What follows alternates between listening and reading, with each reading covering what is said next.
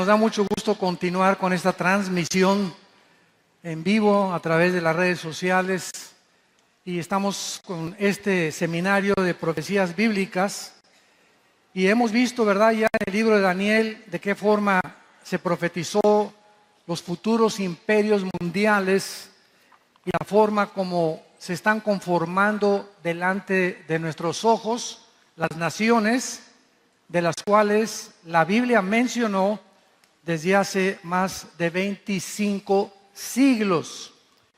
Y otra cosa que es muy interesante es que, por ejemplo, ahora el fenómeno de la migración de los refugiados en Europa ha causado algo de una forma geopolítica tan profunda, ha sacudido Europa por lo siguiente. Los europeos ya no quieren tener hijos. Escuchen las tasas de mortalidad y las tasas de nacimientos. Por cada musulmán, por cada europeo que nace, nacen 8 musulmanes. En otras palabras, en 10 o 15 años, Europa es un continente musulmán. Y la Biblia dice que cuando el anticristo venga, a ver si nos da tiempo a analizar Ezequiel 38, cuando el anticristo venga, las naciones que van a ocupar el control del Medio Oriente y de Europa serán musulmanas. Esto es impresionante. Entonces, el imperio musulmán, ¿verdad?, tratando de establecer el califato. La palabra califa significa el sucesor. Entonces, ahorita el hombre, ¿verdad?, Bagdadi, que es el jefe de ISIS en Siria, está tratando de establecer que en todo el Medio Oriente, otra vez el califato vuelva a resurgir. ¿Y cuál es la agenda de los musulmanes en el Medio Oriente? Quitar la frontera entre Siria e Irak, que antes no existía, era el imperio de la Mesopotamia, y entonces conquistar todo el Medio Oriente con los sunis, porque cuando murió Mahoma, aproximadamente en el año 624, 630 después de Cristo, al morir Mahoma, el Islam se dividió en 2 ramas, entre los sunis y los chiitas.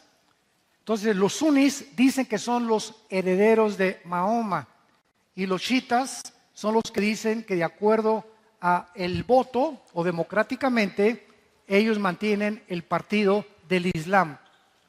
Entonces ahorita todos los ISIS son sunis, en Irán son chiitas y en Arabia Saudita también.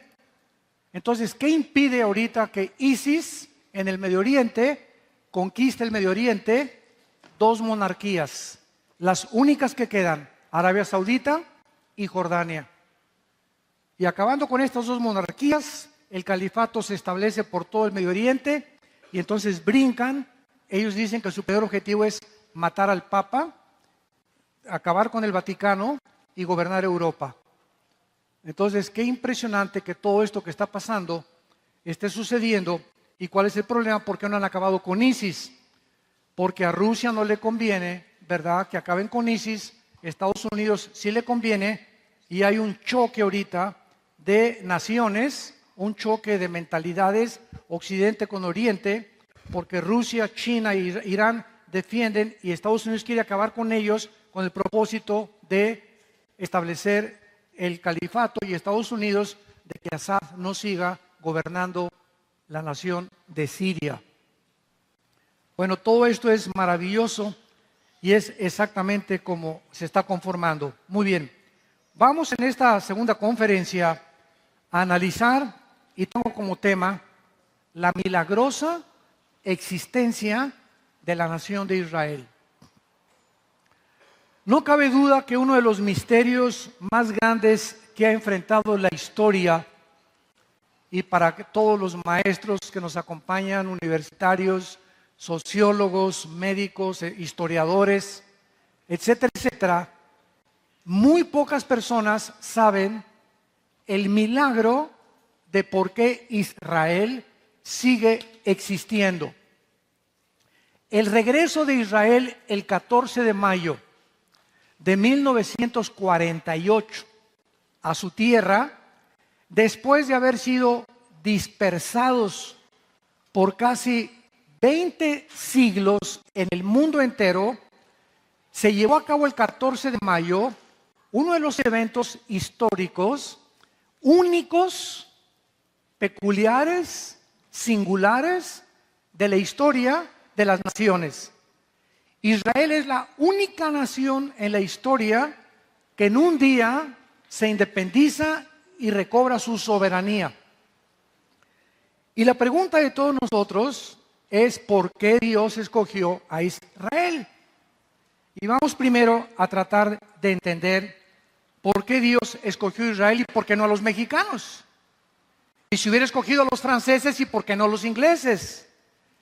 Y si hubiera escogido a los chinos, ¿y por qué no a los japoneses? Así somos nosotros de inconformes. Pero gracias a Dios que tenemos respuestas en la Biblia. ¿Por qué escogió Dios a Israel? Número 1.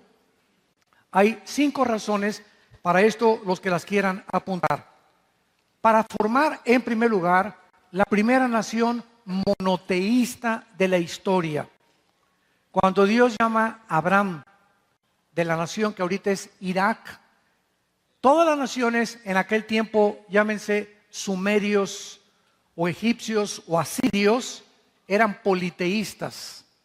Entonces Dios llama a Abraham para que desde el principio de la creación de los patriarcados, porque antes no había naciones, eran primero patriarcados, después estados y después ya se formaron las naciones. Entonces Dios tenía la intención que de los millones de dioses que tienen los hindúes, por ejemplo, el hinduismo es el padre del Islam. El hinduismo es la religión más antigua de la humanidad. Y los hindúes tienen más de 6 millones de dioses. Cuando alguien me dice, yo creo en Dios, la pregunta es, ¿en cuál? El diablo no es ateo. Entonces no vas a decir creo en Dios, sino en el Dios vivo y verdadero, el Padre de Abraham, de Isaac y de Jacob, el Dios de la Biblia, el Padre de Jesucristo. Él es el Dios único y verdadero. Entonces, ese Dios que creó el universo y todo lo que existe, a entender que Él era el único Dios y que por el pecado íbamos nosotros a rebelarnos contra sus leyes e íbamos a crear nuestros propios dioses.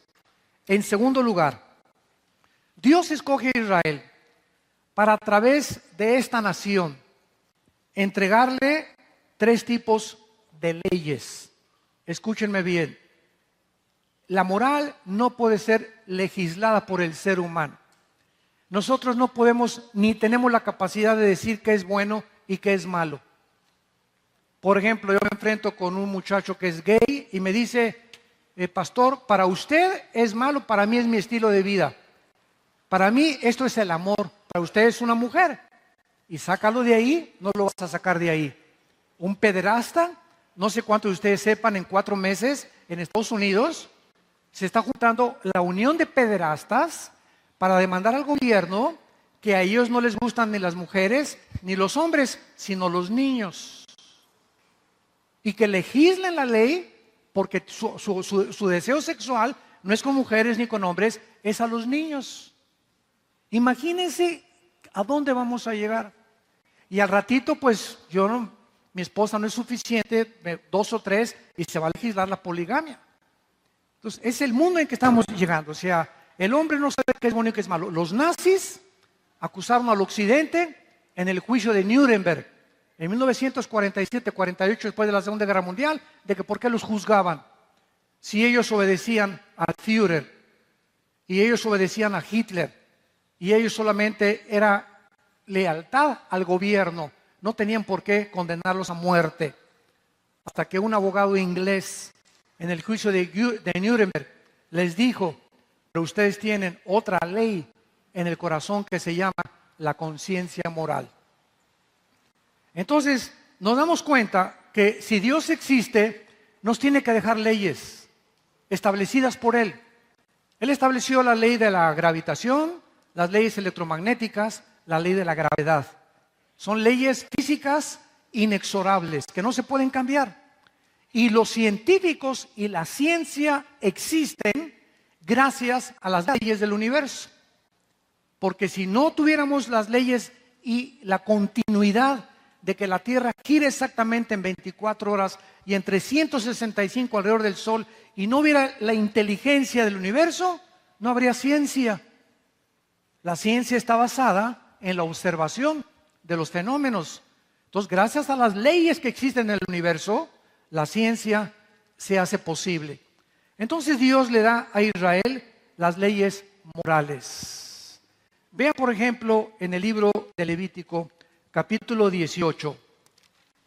Después de que el pueblo de Israel llegó al Sinaí, en el monte Sinaí, Dios les entrega 3 tipos de leyes. Número 1, las morales, que se encuentran en el libro de Levítico y también en el libro del Éxodo.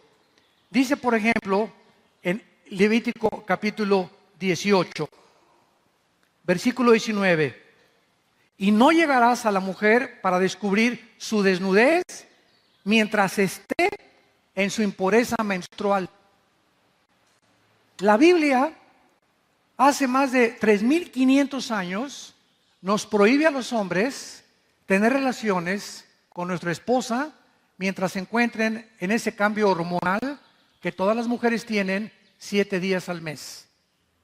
Y en esos 7 días ni toques a tu mujer, porque chillan porque volvió la mosca. Es un cambio hormonal que las afecta en sus emociones, en sus sentimientos, y que si no somos entendidos los varones de qué importante es en esos 7 días decirle, mi amor, yo te voy a lavar la ropa, yo te voy a llevar tu desayuno a tu cama, vamos a ver una buena película al cine, trátala con pinzas, más que una reina en ese tiempo, y no te atrevas a tocarla sexualmente. Y ahora, ¿verdad? La ciencia descubre después de mucho tiempo las consecuencias de tener relaciones con una mujer en el tiempo de su menstruación. Versículo 22, no te echarás con varón como con mujer, es abominación. Versículo 23, ni con ningún animal tendrás ayuntamiento, amancillándote con él. Ni mujer alguna se pondrá delante de animal para ayuntarse con él, es perversión. Por eso se llama la Santa Biblia, porque nos dice la verdad. La Biblia no nos esconde los pecados más profundos del ser humano. Y la Biblia es bien clara, ¿verdad? Que tener relaciones antes de casarse, sexuales, tener relaciones con animales, tener relaciones en el ciclo menstrual, ya casados, tener relaciones con otra persona, se llama fornicar. Es la palabra porneia, de donde viene la palabra pornografía, que es el deterioro o la degradación de lo que Dios ha hecho con el sexo. Entonces nosotros no inventamos el sexo. Ahí me da risa cuando veo en la televisión el doctor experto en sexo. Cálmate. La doctora experta en sexo, espérame tantito. Oiga, médico, usted no inventó el sexo. El único que nos puede decir cómo usar el sexo, cuándo usarlo y cuándo no usarlo, es el Creador. Mientras tanto, si él tiene tendencias homosexuales, va a apoyar una cosa, si no va a apoyar otra cosa, ¿verdad? Y el único que tiene autoridad para hablarnos acerca del sexo es Dios, porque Él fue el creador del sexo y Él anhela que nosotros lo usemos como una bendición. Capítulo 20 de Levítico.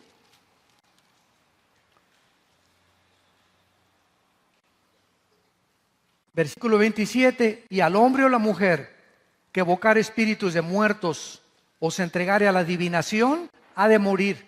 Serán apedreados, su sangre será sobre ellos.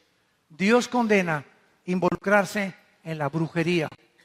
Hay pues la famosa esa tablita Ouija, es lo más satánico que existe. Dicen los psiquiatras de la Asociación de California que el 90% de los jóvenes que se han metido a experimentar con la Ouija han acabado locos o con desórdenes mentales gravísimos, porque el que mueve la Ouija no es más que los demonios. Se están metiendo y pisando terrenos, invocar a espíritus. Vamos a invocar al espíritu de Cuauhtémoc o al espíritu de Zapata o el de mi abuelita que se murió, y un medium comienza a invocar esos espíritus, están invocando a Satanás. Las cartas tarot son lo más diabólico que existe. La bola de cristal, el café turco, la lectura de la mano, todas estas cosas pertenecen al reino de las tinieblas. Entonces Dios es el que estableció las leyes morales. En segundo lugar, las leyes ceremoniales, que se encuentran en Levítico también. ¿Qué significa esto? Dios es el que ordena y determina cómo el ser humano debe acercarse a Él. No somos nosotros, a través de la invención de las religiones que hemos inventado, hay más de 25,000 religiones en el mundo, no somos nosotros los que vamos a decidir cómo acercarnos a Dios. Todas las religiones que existen nacieron con Caín. Cuando Caín le ofreció a Dios el fruto de sus obras. Y desde el principio de la creación, Dios estableció que cuando nos acercáramos a Él, Él nos regalaría la salvación a través de la muerte de un sustituto, a través del derramamiento de sangre, porque la vida, antes de que se descubriera la circulación de la sangre, la Biblia lo establecía, la vida del hombre está en la sangre. Y en tercer lugar, las leyes civiles, en el libro de Deuteronomio. Antes del derecho romano, ustedes que son abogados y que nos visitan, los licenciados, etcétera, etcétera, la Biblia establece las leyes antes de los romanos, antes de los griegos, antes de todo, cómo deberían de gobernar los estadistas. Vean rápidamente en Deuteronomio capítulo 1 lo que Dios le dijo a Moisés. Y dice así, y estas leyes, repito, son inexorables, las leyes civiles. Dice Deuteronomio capítulo 1, versículo 13 en adelante. Denme entre ustedes, de vuestras tribus, varones sabios y entendidos y expertos, para que yo los ponga por vuestros jefes. Y me respondieron y dijeron, bueno es hacer lo que has dicho. Y tomé a los principales de vuestras tribus, varones sabios y expertos, y los puse por jefes sobre vosotros, sobre jefes de millares, de centenas, de 50 y de 10, y gobernadores de vuestras tribus. Versículo 16 y 17, pongan atención. Y entonces mandé a vuestros jefes diciendo, oigan entre ustedes, juzguen justamente entre el hombre y su hermano y el extranjero. No hagan distinción de personas en el juicio. Así al pequeño como al grande oirán. No tengan temor de ninguno, porque el juicio es de Dios. Y la causa que les fuere difícil, la traeréis a mí y yo lo oiré. Desde entonces, el símbolo de los abogados, ¿verdad? Y de las leyes, es una mujer con los ojos vendados, con una espada en la mano y una balanza en la izquierda. Es el símbolo de la justicia. ¿Por qué? Porque un juez, un gobernante, un diputado, un presidente, cualquier persona que tenga la autoridad de poder ejecutar leyes o de juzgar, no puede ver si es rico o es pobre, si es influyente o no es influyente.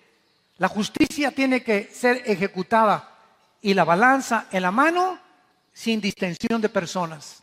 Y hay de los jueces y las personas encargadas en autoridad que se dejan comprar, que venden el llamado que Dios les hizo en la abogacía o para gobernar por causa del dinero, de la influencia o de la reputación.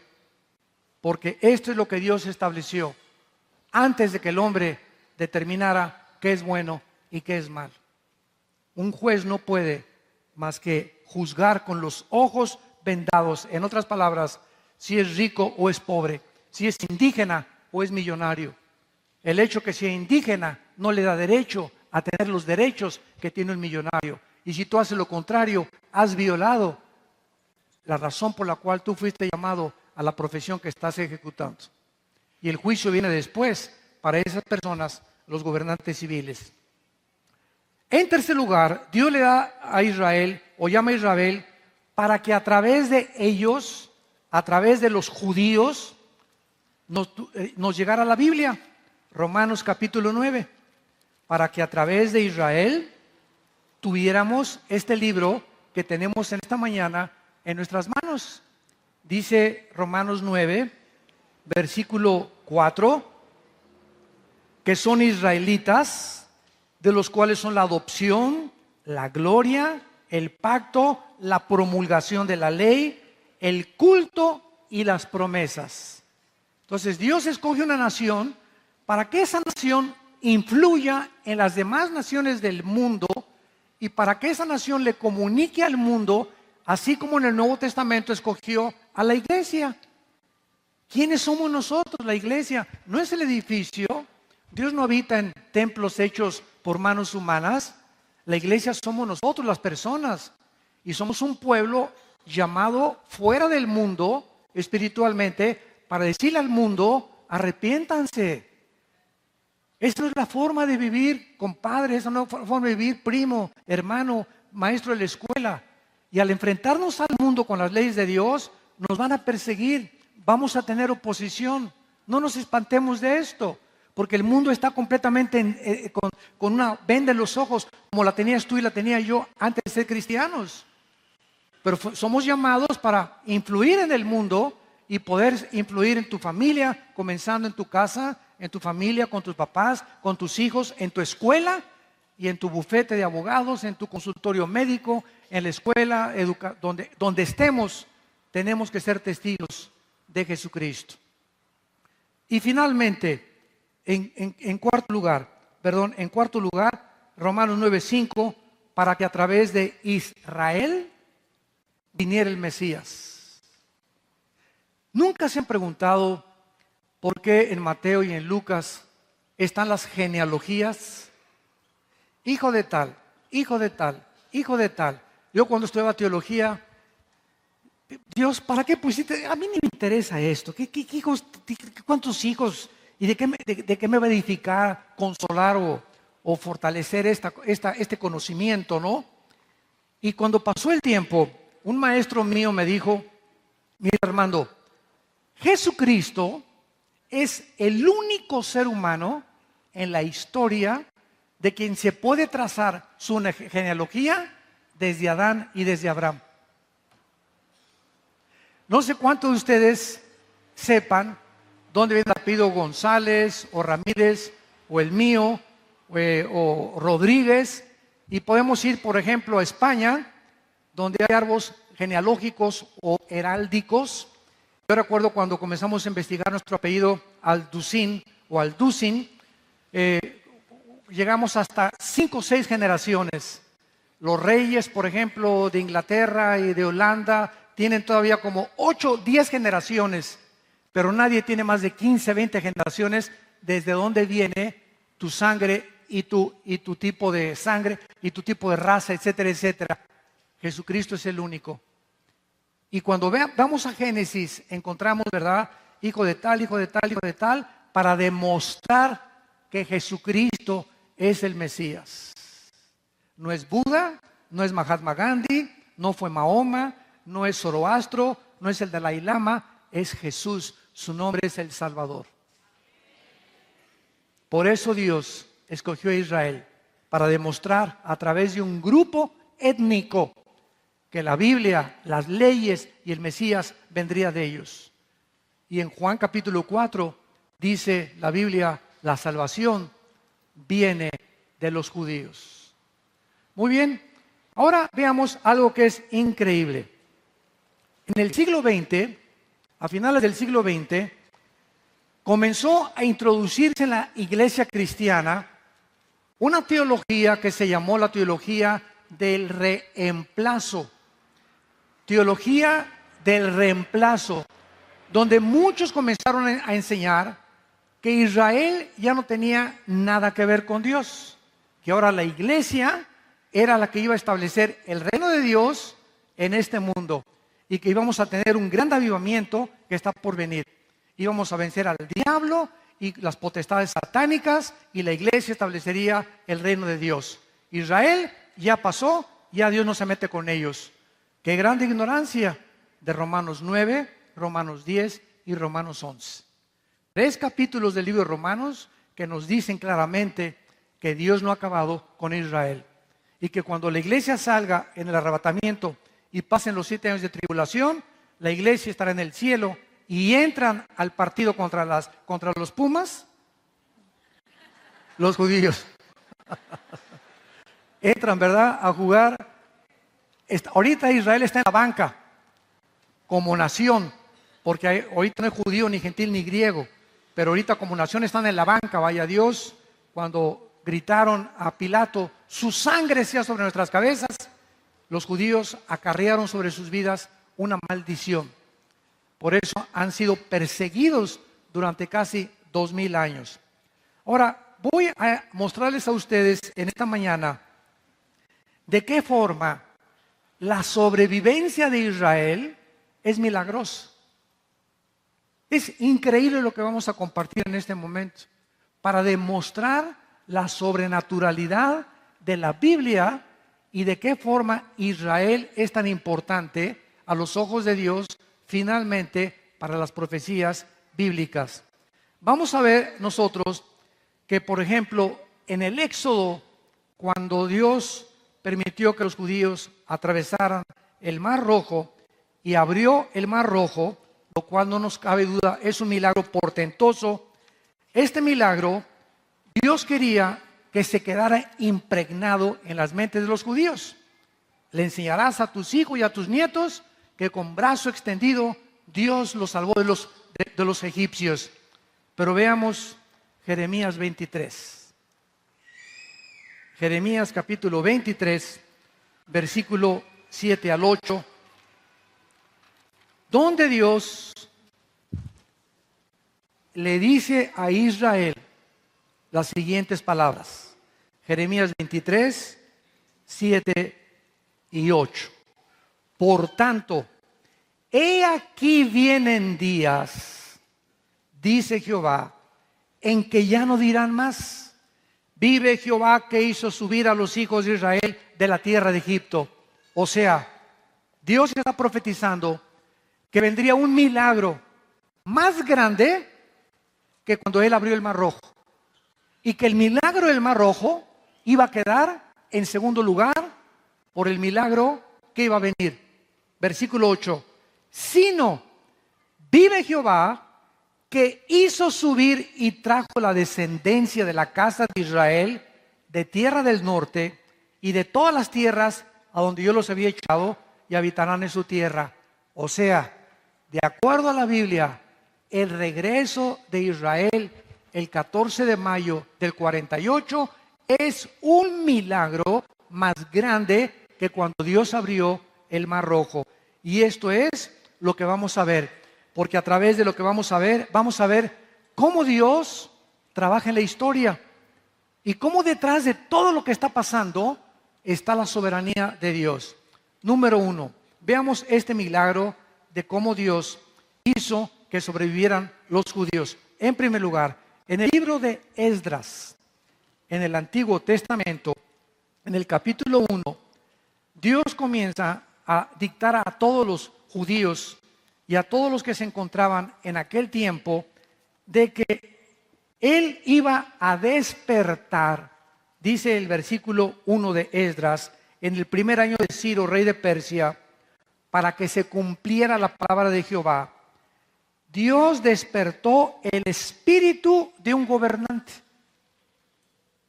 Al rey de Persia, ¿se acuerdan quiénes son los persas? Los que conquistaron a los babilonios. Y a los persas los conquistaron los griegos, ¿se acuerdan? Lo vimos en la primera clase. Bueno, cuando estaba bajo el imperio de los persas, Dios despierta el imperio de Ciro, el gobernante de Persia, el cual hizo pregonar palabra por escrito por todo su reino, diciendo, y el versículo 5, entonces se levantaron los jefes de las casas paternas de Judá y de Benjamín, y los sacerdotes y levitas, todos aquellos cuyo espíritu despertó Dios para edificar la casa de Jehová. Vean esto. Cuando Dios hace algo, mueve a los gobiernos. Era tiempo que los judíos comenzaran a regresar de Babilonia y el gobierno persia los permitió. Pero para ello tenía Dios que mover el corazón de Ciro para que él permitiera que los judíos comenzaran a regresar bajo Esdras y Zorobabel a su tierra de Jerusalén. Entonces vemos nosotros que después de haber sido dispersados por siglos, los judíos comenzaron en el siglo XIX a sentir que deberían regresar a su tierra. Hubo un hombre llamado Teodoro Herzl, que en 1880, 90 más o menos, sintió despertar el sionismo, que es el sentimiento de que necesitamos regresar a nuestra tierra. Ya habían pasado casi 19 siglos y los judíos pudieron haber sido absorbidos por culturas, por costumbres, por tradiciones, por lenguajes, pero en 2000 años los judíos nunca abandonaron el pensamiento: tenemos que regresar a Israel. Les voy a dar un ejemplo. En Estados Unidos, los paisanos mexicanos que están ocupados ahorita en los campos, en la jardinería, en la albañilería, en la pintura, al pasar a Estados Unidos, el mexicano, el hondureño, el nicaragüense, inmediatamente somos absorbidos por la cultura norteamericana. Todos los mexicanos que cruzan a Estados Unidos quieren vestirse como los americanos. A los hijos ya ni español hablan. Les ponen su cachucha, sus calcetines, sus tenis, sus shorts. Quieren identificarse con la cultura norteamericana. Y si tú le preguntas a todos los migrantes, mexicanos o latinoamericanos, ¿quién se quiere regresar a México? Te van a decir: ninguno. Porque nadie quiere irse a Rusia, nadie quiere irse a Francia a vivir, nadie quiere venirse a México, nadie quiere venirse a Nicaragua. Todas las naciones ven a Estados Unidos como un sueño americano, donde ahí van a progresar, donde hay más libertades, donde hay más derechos, bla, bla, bla, bla, bla, bla. Y los judíos, en 20 siglos, absorbidos por los italianos, los argentinos, los mexicanos, los españoles, mantuvieron el deseo de regresar a su tierra. Este sentimiento solo Dios se los pudo haber puesto, como se lo puso a Esdras para que el rey Ciro los hiciera regresar a la tierra de Israel. En segundo lugar, desde 1517 hasta 1917, el Medio Oriente estuvo bajo el control de los otomanos. Y después de la Primera Guerra Mundial, lo vimos también hace algunos momentos, los ingleses conquistaron a los otomanos turcos y los ingleses se apoderaron del Medio Oriente. Y este imperio tenía que ser eliminado para que el Medio Oriente pudiera ser dividido en zonas geográficas. Si los ingleses no son sacados del Medio Oriente, el Medio Oriente no hubiera sido dividido para establecer las naciones árabes. En Jeremías capítulo 2, versículo 14 al 15, se profetizó que vendría el tiempo en que, cuando Israel regresara, nacieran las más naciones que están alrededor de Israel en el siglo XXI. Escuchen esto, Jeremías 12, versículo 14 y 15. Así dijo Jehová contra todos mis malos vecinos. ¿Quiénes son los malos vecinos? Las naciones árabes, que han tratado de sacar a Israel desde el 48 y sacarlos de su tierra. Así dijo Jehová contra los malos vecinos, que tocan la heredad que hice poseer a mi pueblo Israel. Yo los arrancaré de su tierra y arrancaré del medio de ellos a la casa de Judá, y después que los haya arrancado, volveré y tendré misericordia y los haré volver. cada uno a su heredad y a cada cual su tierra. Escuchen esto, esta profecía estaba declarando que las naciones árabes alrededor de Israel, que no existían. Los ingleses habían hecho un desbarajuste con la geografía del Medio Oriente. Los judíos iban a regresar y también comenzarían a independizarse las naciones que les voy a mencionar. Tomen nota. Afganistán en 1919. Egipto hasta 1922. Arabia Saudita, 1932. Irán, que es Persia, en 1935 le cambió el nombre de Persia a Irán, en 1935. El Líbano en el 43. Siria y Jordania en el 46, Israel en el 48. Ahora, para que veamos este milagro, veamos el libro de Lucas. El Evangelio de Lucas, capítulo 21, versículo 29 al 32. Es Jesús hablando. También les dijo una parábola.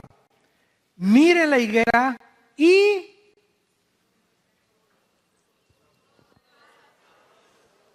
O sea, en la Biblia, la higuera es Israel y los árboles son las naciones alrededor de Israel. Miren la higuera y los árboles. No solamente la higuera, fíjense también en los árboles. Cuando ya brotan, viéndolos, saben por vosotros mismos que el verano está cerca. Así también, cuando ustedes vean estas cosas, sepan que está cerca el reino de Dios. En menos de 30 años, en el siglo XX, se independizan y se forman las naciones que actualmente forman el Medio Oriente. Y Jesús nos advierte, cuando ustedes vean en el Medio Oriente que resurge Israel y las naciones comienzan a independizarse a su alrededor, sepan que el reino de Dios está cerca. Y en Mateo 24, 38 en adelante, 32 en adelante, Jesús dijo, miren la higuera, cuando ya reverdece, no pasará una generación, hasta que todo acontezca. ¿Cuántos años son una generación? Si leen el Salmo 92, dice la Biblia que son de 70 y los más robustos, los que no comen papitas ni Coca-Cola y beben 4 litros de agua diarios y hacen ejercicio, llegarán a los 80, 85, 90 años de edad y algunos hasta más. Entonces, en la Biblia, una generación son entre 70 y 80 años. Del 48 a nuestros días, ¿cuántos años llevamos? 68. ¿Será que en el año 2018, dentro de 2 años, pregunto, que se cumplirá la primera generación de la independencia de Israel? ¿En el 2018 comenzará la gran tribulación? ¿Será que nos quedan realmente 2 años nada más? ¿O será después del 2018? ¿Será esta generación o la de 80 años la que Jesucristo mencionó? Lo único que sabemos es que las condiciones geopolíticas que hemos estudiado ya están listas para las profecías de los tiempos finales que la Biblia profetizó. Nunca la humanidad había vivido tan estresada, tan angustiada. Nunca en la historia había habido tanta depravación sexual. Nunca en la historia había habido tantos divorcios, tanta drogadicción, tanta confusión política de los gobernantes. Ahorita los gobernantes ya no saben qué sistema funciona. Regresamos al comunismo o al socialismo, la democracia tampoco funcionó y como dijo don Teofilito, ni funcionarán. ¿Por qué? Porque son sistemas humanos. No es hasta que venga Cristo a establecer la teocracia, el gobierno de Dios, cuando entonces vamos a poder vivir en paz. Ahora vemos a continuación, en número 3, lo que pasó en la Segunda Guerra Mundial con Hitler. Para que el Estado de Israel pudiera existir, los judíos tenían que sobrevivir. Y Hitler, hasta este momento, yo he leído como 7 biografías de Hitler y de bastantes historiadores, y ninguno de los libros que yo he leído, ningún historiador, desde luego no cristianos, se explican por qué Hitler, teniendo guerra contra Rusia, contra Estados Unidos y contra Inglaterra, se voltea a declararles la guerra a un grupo étnico de judíos que no tenían nación, no tenían armas, no tenían nada, y se obsesiona en destruirlos. ¿Qué movió a Hitler para crear la solución final, como le llamó en los campos de Auschwitz y en los campos de concentración? ¿Qué es lo que lo movió a Hitler? ¿Por qué ese odio jarocho contra los judíos? ¿Por qué? ¿Qué es lo que lo movió? Hoy estás en guerra contra países y te vuelves contra un grupo de indígenas o de un grupo étnico que no tienen ni armas, ni tienen nación, ni tienen nada absolutamente. La Biblia es la única que nos da la respuesta. Y entonces Hitler se dedica a matar más de 6 millones de judíos. Se jura a sí mismo acabar con los judíos. ¿Por qué no con los mexicanos? ¿Por qué no con los italianos? ¿Por qué tenían que ser los judíos? ¿Por qué han sido los judíos a través de 2000 años?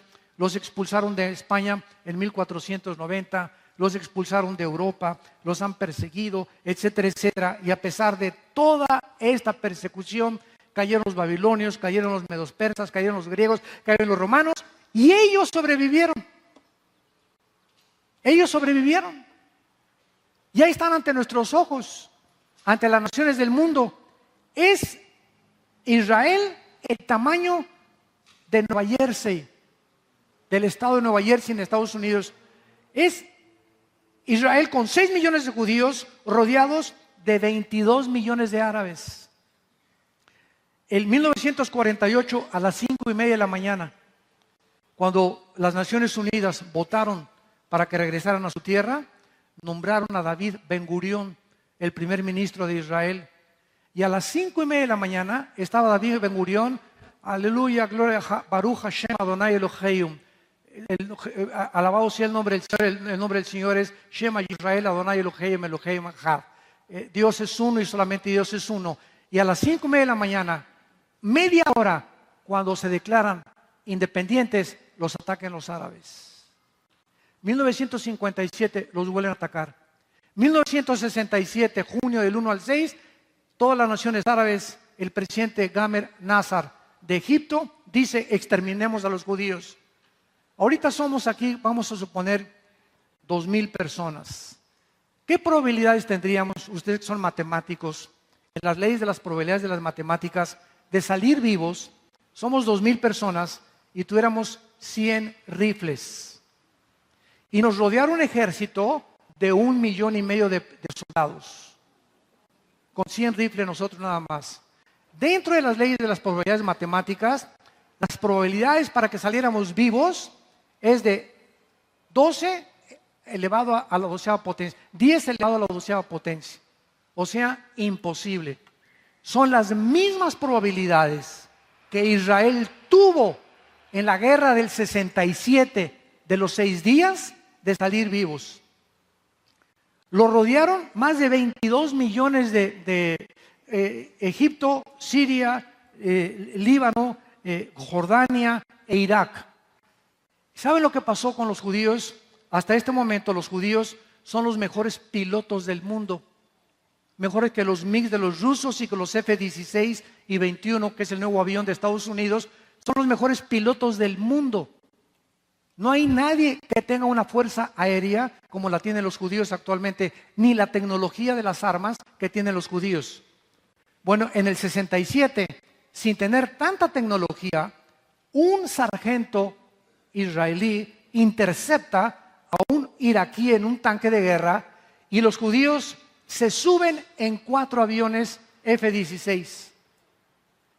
Y a las 4:30 de la mañana se van sobre Egipto y bombardean todo el aeropuerto, la aviación de Egipto.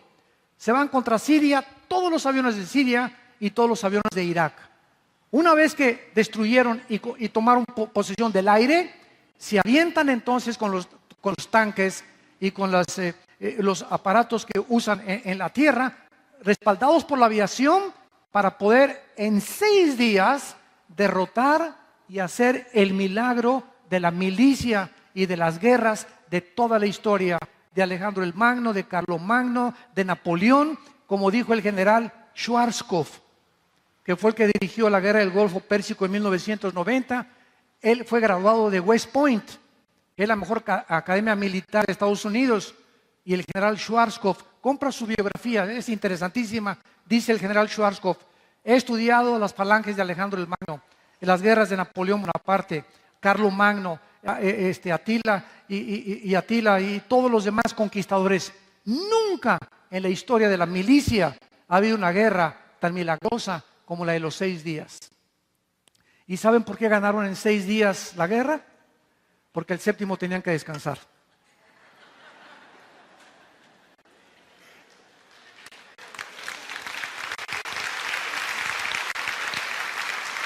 Aquí está. El libro de Amós, capítulo 9, versículo 14 y 15 dice: porque los estableceré sobre su tierra y nunca más serán arrancados.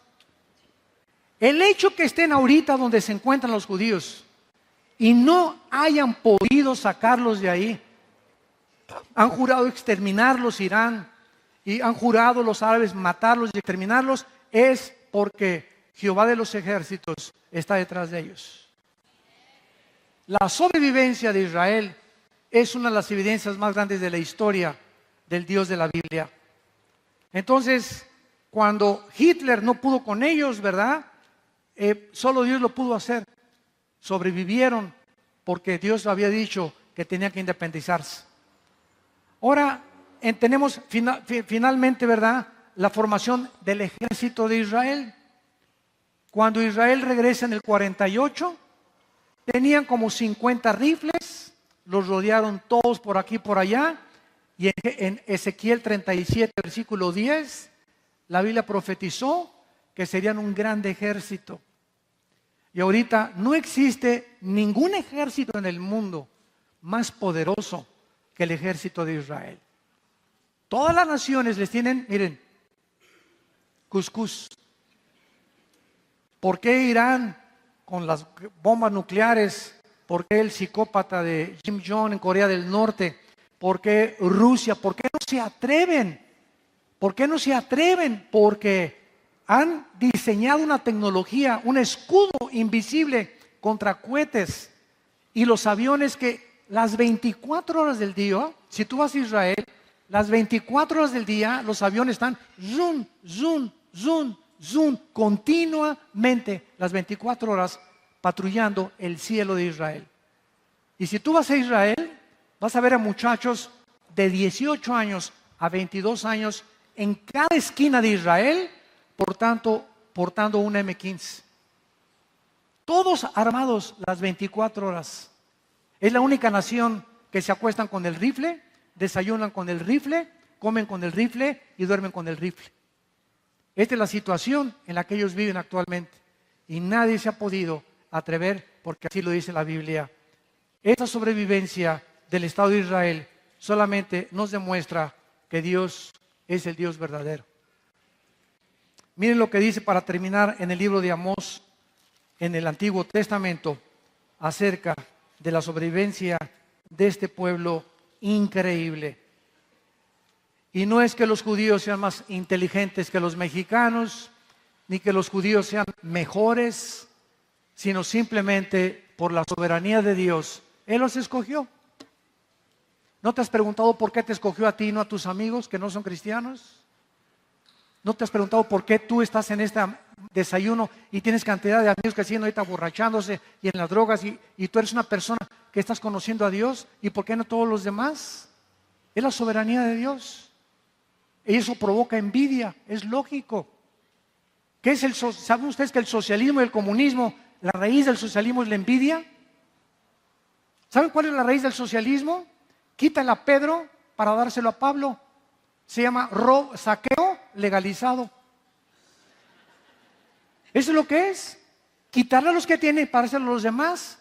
Oye, espérame, eso es un robo, ¿verdad? No es robo, es expropiación.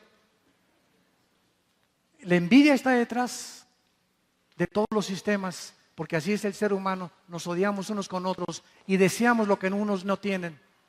Por eso permeó todo Sudamérica la teología del comunismo y la teología, ¿verdad?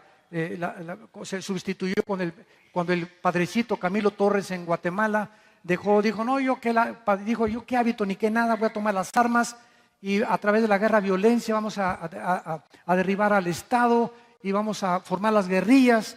Era el sueño del Che Guevara, por eso en Bolivia fue derrotado el Che Guevara, ¿verdad? Porque estamos cansados de las injusticias, estamos cansados de tanta hipocresía y para unos la única solución es una revolución armada y toma las armas. Yo formaba parte de esta ideología antes de conocer a Jesucristo, porque era un joven con mucho idealismo, como todos los jóvenes, somos idealistas, queremos un mundo mejor, estamos cansados de tantas injusticias, pero es un camino equivocado, porque el que toma las armas, bajo las armas tiene que morir. Entonces no es esa la solución es Jesucristo y un cambio de corazón. Dice en Amós 9, 14 y 15, y traeré del cautiverio a mi pueblo Israel. Apúntale junto, 14 de mayo del 48. Se cumplió esa profecía. Apúntalo en tu Biblia. Se cumplió el 14 de mayo de 1948. Y edificarán las ciudades asoladas y las habitarán. Plantarán viñas y beberán el vino de ellas.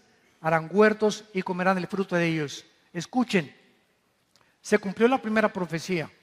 Regresaron a su tierra. Número 2, aquí dice que cuando regresaron a su tierra iban a plantar viñas. Y cuando llegaron en el 48, un solo árbol no había en Israel. Un solo árbol, era un desierto. Y en 1952, 4 años después de que los judíos regresaron a Israel, plantaron más de 7 millones de olivos. En la obra de la ingeniería hidráulica más portentosa desde los jardines colgantes de Babilonia de Nabucodonosor. En 4 años hicieron un desierto florecer, con una obra de la ingeniería hidráulica que todavía sigue siendo milagrosa para que se cumpliera lo que Dios había dicho. Y finalmente, versículo 15, porque los plantaré sobre su tierra y nunca más, dijo Dios, desde el 48 que regresen, serán arrancados, ha dicho Jehová, Dios tuyo. La guerra del 57, la guerra del 67, 1973, la guerra de Yom Kippur. Después se levanta un hombre llamado Yasser Arafat y forma en los 60, 70 la Organización para la Liberación de Palestina con el propósito de destruir Israel. Y comienza Arafat a formar un gobierno, un grupo terrorista que se llamó Septiembre Negro. Y en 1971, en las Olimpiadas en Berlín, llega Arafat con el grupo terrorista, secuestran a todos los atletas judíos en Berlín y los matan a todos. Y después los judíos no perdonan a nadie, ojo por ojo, diente por diente. Se dedicaron a buscar a todos los terroristas que comenzaron y a los exnazis y a todos los han pasado por las armas. Y después vienen los Hezbollah, que los sostiene Irán, viene el grupo Hamas, la palabra Hamas significa violencia de Palestina, dedicados a destruir Israel, mentiras que es por la tierra. El presidente Clinton, Yasser Arafat y Yitzhak Rabin firmaron un tratado de paz para que les dieran tierra a Arafat. Arafat regresa a Israel y rechaza todo lo que les dieron y dijo Arafat, no queremos tierra, queremos todo Israel y queremos la ciudad de Jerusalén. Y hasta ahorita, desde el 48, ha habido un hombre valiente en Israel que se llama Benjamín Netanyahu y que ha jurado al mundo, antes de que entreguemos Israel, vamos nosotros a morir como mártires. y le llama la operación Sansón. Cuando Sansón murió, le dijo a Dios antes de morir: dame fuerza, Señor. Y un ciego lo guió, una persona lo guió porque estaba ciego Sansón, le sacaron los filisteos los ojos, se puso Sansón en el libro de los jueces con 2 columnas y las derrumbó, y murió Sansón con todos los filisteos. Fue la última acción de Sansón, así murió él. Mató más muriéndose que en vida. Y por eso el general Moshe Dayan, que fue el que dirigió la conquista en el 67 de recuperar Jerusalén, dijo: si nos quieren atacar, nos morimos con todos, porque Israel tiene armas nucleares. Pero de acuerdo a la Biblia, no pueden atacar a Israel. ¿Saben por qué? Porque en Israel está la mezquita de Omar, la cúpula de la roca, que es sagrada para los musulmanes y es sagrada para los judíos, porque debajo de la cúpula de Omar se encuentra el templo que Herodes construyó y que los romanos en el año 70 destruyeron. Entonces, si atacan Jerusalén, destruyen la mezquita de Omar. Y olvídense, ¿verdad? Entonces, ahorita Jerusalén es una de las ciudades más protegidas del mundo y más seguras. Y por eso están apuñalando a la gente en las calles. Ya no pueden mandar cohetes, ya no pueden mandar una bomba atómica. Matan con cuchillos a los policías y a la gente en los mercados para tratar de crear terrorismo. Pero Israel sigue más vivito y coleando que nunca, porque Jehová lo dijo en la palabra de Dios. Gracias, Padre, por tu palabra y por estas evidencias maravillosas que a través de toda la historia vemos cómo tú obras detrás de los gobernantes y de las mismas naciones para que se cumpla tu voluntad. Y el misterio de tu voluntad nos los has dado a conocer a nosotros, la iglesia. Te bendecimos, Señor, por habernos dado a tu Espíritu, que nos guía toda la verdad y nos enseña las cosas que han de venir. En el nombre de Jesús. Amén. Aleluya. Él vive. Gloria a Dios.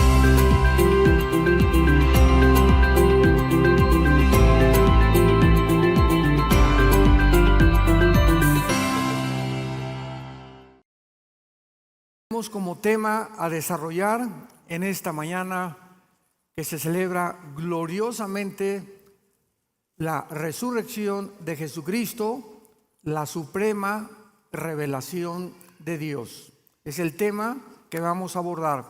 Pero antes de leer Hebreos 1 del 1 al 3, quiero compartirles algo, un detalle, una reflexión preciosa, que tal vez muchos de nosotros no nos habíamos dado cuenta, porque hay tantos tesoros en la Biblia, tantas piedras preciosas, que, como dice la Biblia también, lo que no ha subido al corazón y lo que oídos no han oído, es lo que Dios tiene preparado para los que le aman. En Juan capítulo 20, cuando Cristo es enterrado, le ponen lienzos y le ponen un sudario en su cabeza. Síganme con mucho cuidado. Y cuando los apóstoles llegan, ya que él había resucitado, entran a la tumba y encuentran los lienzos a un lado, pero el sudario de su cabeza lo encuentran perfectamente bien doblado. ¿Qué importancia tiene esto? Para que podamos entender, tenemos que conocer el trasfondo de las costumbres de los hebreos. Y los hebreos tenían esta costumbre: cuando el amo se sentaba a comer, el siervo le preparaba la mesa, le ponía la servilleta, los platos, y el siervo se retiraba de la mesa y no se acercaba a la mesa hasta que el amo terminara. Entonces, cuando el amo terminaba, tomaba la servilleta, se limpiaba las barbas, las puntas de las manos y las manos, y si la servilleta la ponía así desordenadamente, el siervo daba a entender, o le daba a entender al siervo, que podía venir a recoger la mesa, que ya no iba a regresar. Pero si el amo, después de limpiarse, doblaba bien la servilleta y la dejaba, le estaba diciendo al siervo que iba a regresar. ¿Capiche? ¿Lo entendieron? Al dejar Jesús doblada su ropa de su cabeza, nos envió un mensaje: voy a regresar por ustedes. Esos detalles insignificantes que encontramos en la Biblia nos muestran, ¿verdad? Yo le venía platicando ahorita en la mañana al pastor Saúl, que tan amablemente me va a recoger a donde estoy hospedado. Le decía: Saúl, es increíble que podamos estudiar el Corán de los musulmanes, el Tripitaka de los budas, el Veda de los persas, los libros sagrados que tú me quieras encontrar, y en ningún libro sagrado encontramos tantas maravillas, tanta sabiduría, tanta racionalidad, tanto sentido común como en este maravilloso libro que es la Biblia. Bienaventurados los varones o las mujeres que día y noche, no solamente al mediodía, día y noche meditan, leen, estudian, porque serán como árboles plantados junto a corrientes de agua, que van a dar su fruto a su tiempo y su hoja nunca caerá.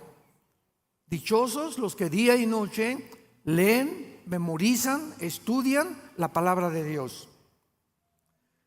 Muy bien, vamos a la lectura, Hebreos 1, del 1 al 3, que dice lo siguiente: Dios, habiendo hablado muchas veces y de muchas maneras en otro tiempo a los padres por los profetas, en estos postreros días nos ha hablado por el Hijo, a quien constituyó heredero de todo, y por quien asimismo hizo el universo, el cual, siendo el resplandor de su gloria y la imagen misma de su sustancia, y quien sustenta todas las cosas con la palabra de su poder, habiendo efectuado la purificación de nuestros pecados por medio de sí mismo, se sentó a la diestra de la majestad en las alturas. El ser humano ha nacido, desde que el pecado entró al mundo, con un vacío interior en su alma y con una pasión, un deseo de adorar a algo o a alguien. Nunca, jamás en la historia, ninguna tribu, ninguna civilización, ninguna nación, nunca en la historia ha habido algún grupo de personas que no adoren a algo o a alguien. Han adorado la luna, las estrellas, hacen ídolos, levantamos las flores, se adoran a las plantas. Los primeros pobladores de Estados Unidos, Norteamérica, los Cheyennes, los Cherokees, los Sioux, adoraban los espíritus que decían que estaban en los árboles, etcétera, etcétera, porque algo nos muestra la necesidad de trascender y de encontrar a algo o a alguien que nos pueda responder o con quien nos podamos comunicar. Este sentimiento no lo tienen los changos. Nunca ha visto un grupo de conejos: alabaré, alabaré, ¿verdad? Los animales no tienen conciencia de un ser supremo. Esta es una de las características peculiares del ser humano. Pero la pregunta que vamos a contestar es: ¿de dónde vienen estos sentimientos internos y esta vaciedad que tenemos? Que podemos tener dinero, podemos tener poder, popularidad, publicidad, y sentirnos al mismo tiempo vacíos. El gran rey del rock and roll, Elvis Presley, en el siglo pasado, tenía 500 mujeres esperando en la esquina de su casa, 500 mujeres esperando que pudiera recibir a una por una cada semana para tener relaciones con él. Las defensas de sus Cadillacs eran de oro puro. Michael Jackson, cuando murió, el rey del pop, son dos reyes, uno del rock and roll y otro del pop. No se sabía si era hombre o era mujer. Nació negrito, no le gustó, se quiso poner blanco, se puso sustancias que le cambiaron el color, tenía un odio, tenía que salir con paraguas, cubierto, tenía un miedo a morir de algún microbio, alguna bacteria, alguna infección. Elvis Presley murió drogadicto a los menos de 45 años de edad. Sus últimos conciertos en Las Vegas ya no podía ni siquiera hablar ni pronunciar, se le olvidaba la letra de las canciones. Michael Jackson murió en una desesperación total y después se descubre que era un pederasta que violaba a los niños, que invitaba a su granja, que tenía tipo Disneylandia, propiedad de él, y los violaba, niños menores de 10 años de edad. Entonces vemos que detrás de todos los personajes políticos, deportistas, cantantes, que se supone que son los representantes del éxito y de la fama, mueren peor que los animales. Nunca encontraron la respuesta a esa vaciedad. Elvis Presley la buscó en las mujeres, en la fama, Michael Jackson en los niños. Imaginémonos. Qué manera más desperdiciada de vivir, ¿verdad? Y en Eclesiastés 3:11, el rey Salomón nos da la respuesta. Dios hizo todas las cosas buenas en su tiempo. Eclesiastés 3:11. Y Dios puso la eternidad en el corazón humano, sin que el hombre entienda las cosas que Dios ha hecho. Entonces, desde que nacemos los seres humanos, llámense chichimecas, tlaxcaltecas, olmecas, sioux, cheroques, aucas del Ecuador, lacandones o en el Brasil o lo que sea, no importa a través del mundo el tipo de ser humano, todos nacemos con la eternidad. ¿Qué significa esto? Que sabemos que de alguna manera la vida no lo es todo. Y por eso los aztecas le sacaban el corazón y lo ofrecían ¿a quién? A los dioses, para calmar su ira. Los tribus en Estados Unidos, los Cherokee, los Sioux, los Cheyennes, creían, ¿verdad? Y los ponían y quemaban a sus muertos sabiendo que su alma iba a subir a algún lado. Pero hay siempre esta existencia, los budistas, los musulmanes, todos, ¿verdad? De alguna manera sabemos, los hindúes tienen a Vishnu, a Shiva, sus dioses, sabiendo que están fuera de nuestra naturaleza y de nuestra dimensión y que hay algo que tenemos que hacer para agradarlos. Sin embargo, no hay necesidad, dice la Biblia, gracias a Dios, que permanezcamos en tinieblas, damas y caballeros, tratando de buscar a Dios de diversas formas. ¿Por qué? Porque Dios se ha revelado. Dios se ha revelado de diferentes maneras. Número uno, los que lo quieran apuntar, a través de la naturaleza. Dice en Romanos capítulo 1, versículos del 19 al 20, porque lo que de Dios se conoce les es manifiesto, pues Dios se lo manifestó, porque las cosas invisibles de Él, su eterno poder y deidad, se hacen claramente visibles desde la creación del mundo, siendo entendidas por medio de las cosas hechas, de manera que no tienen excusa. ¿Qué está diciendo el apóstol Pablo? Si yo veo una pintura, hay un pintor. Si veo un edificio, hay un arquitecto. Si veo un reloj, hay un relojero. Si veo un teclado, hay alguien que diseñó eso. Detrás de todo tiene que haber una causa. Es una ley inexorable dentro de la física y las matemáticas. Todo efecto tiene que tener una causa. ¿Por qué existo? Tiene que haber una causa por lo cual existo. Sócrates dijo, el filósofo, pienso, luego existo. Existo, luego vivo. Si vivo, tiene que haber una causa. Yo no me causé nacer y ser formado de una forma extraordinaria en el vientre de mi madre. Y si una causa hay detrás de mí, tiene que ser alguien que me creó. Y unos le llaman el poder, los dioses, la luna, el sol, etcétera, etcétera. Pero todo nos lleva a buscar que hay algo o alguien detrás de todo lo que existe. Hace muchos años un físico matemático llamado Blaise Pascal, cristiano, escribió tratados sobre el libro del Apocalipsis, etcétera, etcétera. Tenía amigos ateos, y los ateos, ustedes saben que no les dices, ve el orden del universo y el diseño de Dios a nuestro alrededor. Y Blaise Pascal en su casa hizo un taller y reprodujo un universo, colgó el sol, colgó la luna, así con hilos, estrellas, etcétera, etcétera, pero muy acomodado todo. Y entonces el ateo entró a la casa de Blaise Pascal y le preguntó, oye, qué lindo esto está, ¿quién lo hizo? Y le contestó Blaise Pascal, no sé, apareció en la mañana todo así. Y el ateo le dice, ¿me estás viendo la cara de tonto? Esto lo tiene que haber hecho algo.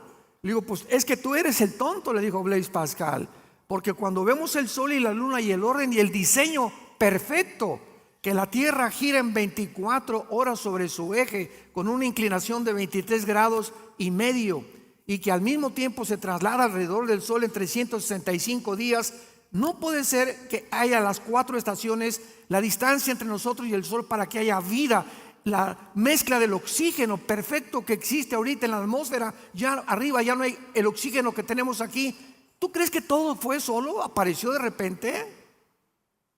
Que de repente apareció un chango con órganos reproductores masculinos y después una changa con reproductores femeninos, y se juntan los dos y aparece un changuito. O sea, somos 2 accidentes en medio de un accidente. Vemos nosotros que profesando ser sabios se hacen necios. Por eso el ateísmo es insostenible filosóficamente, ni físicamente, ni biológicamente, menos matemáticamente. Ya el ateísmo ha comenzado a dejar de existir desde que se descubrió el ADN en 1954, en el siglo pasado. Entonces la naturaleza nos habla, y por eso el hombre busca a Dios.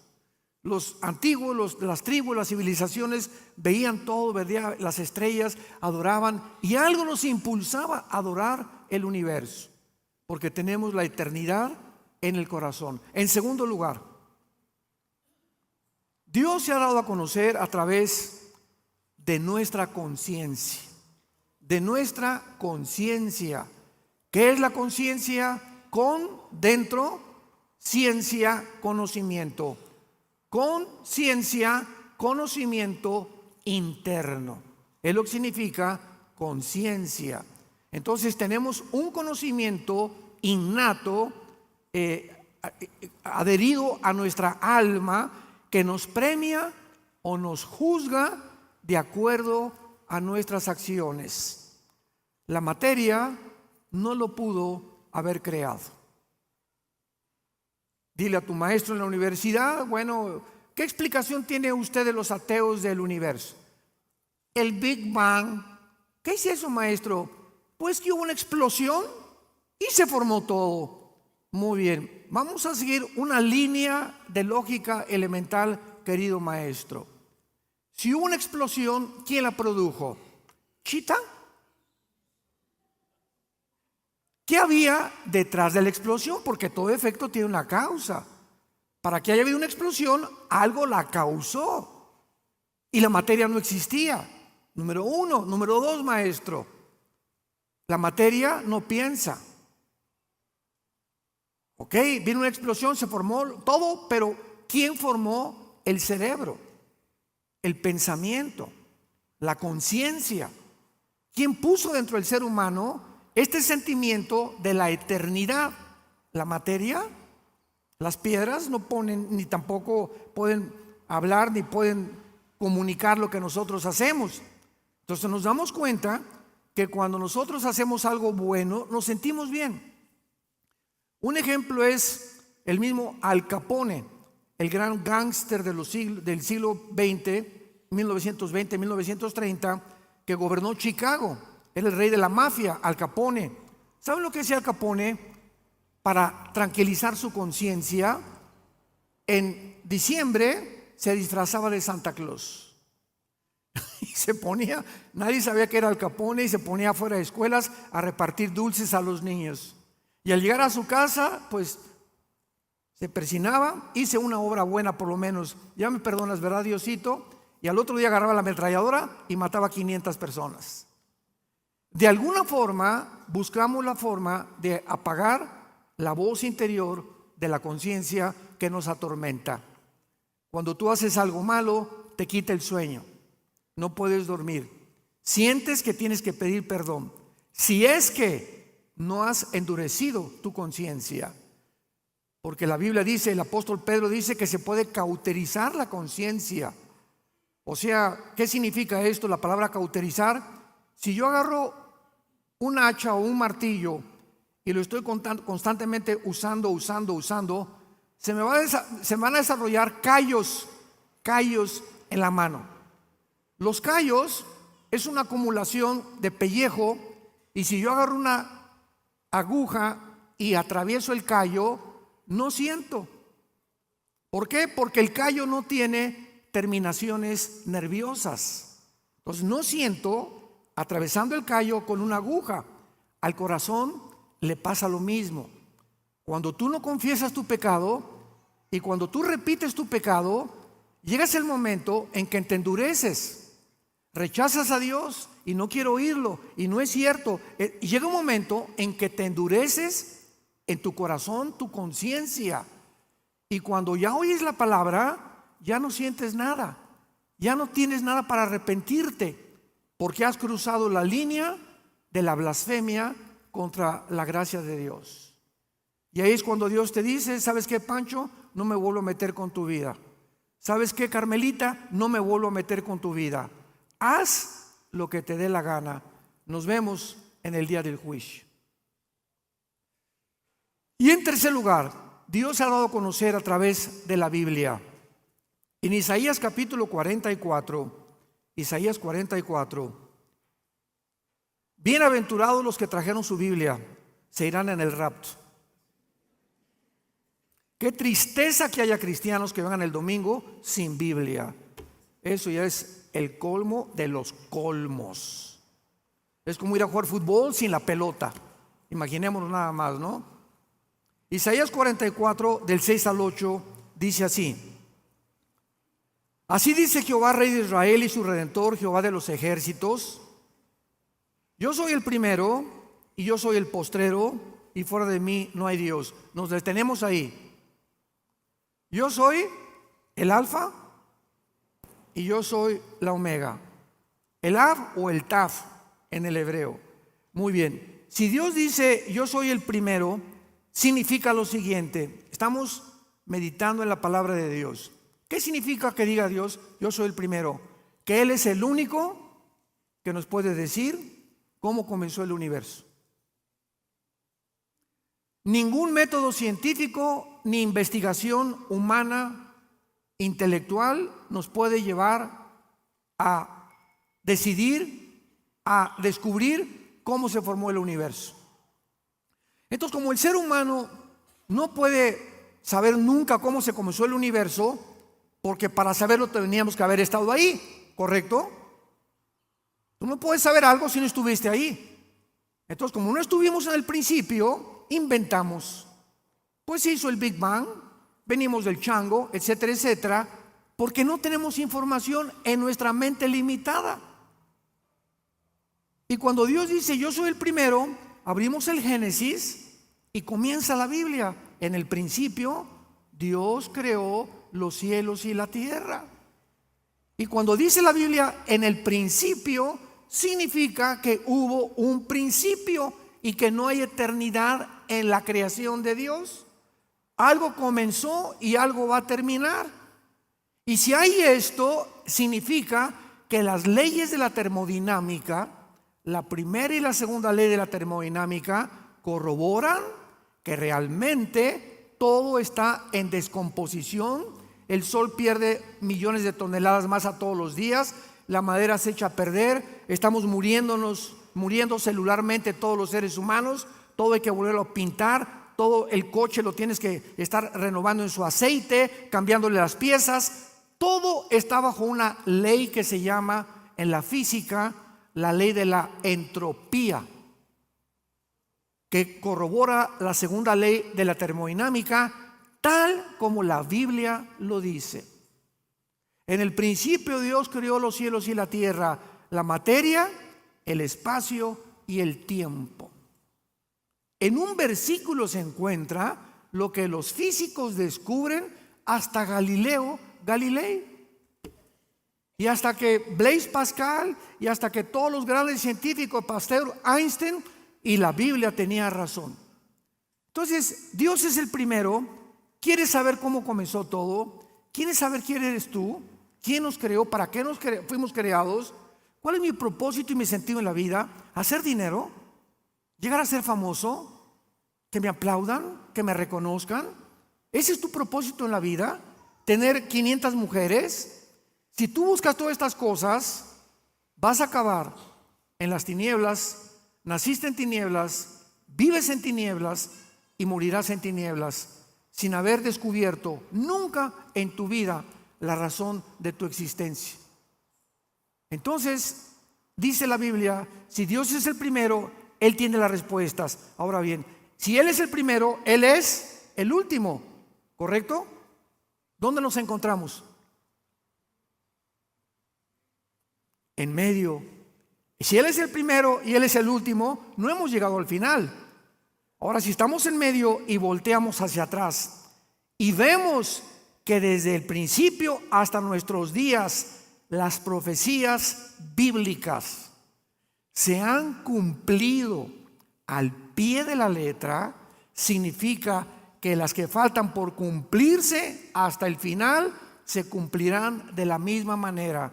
Y eso nos llena de paz, de seguridad, que estamos firmes en la palabra y en los brazos del Señor Jesucristo. Y que nadie nos separará jamás de su amor. Yo soy el primero y yo soy el postrero, dice el Señor. Ahora pongan mucha atención. Versículo 7. Vean el desafío que lanza Dios al mundo. Dice Dios: ¿quién proclamará el futuro o lo venidero?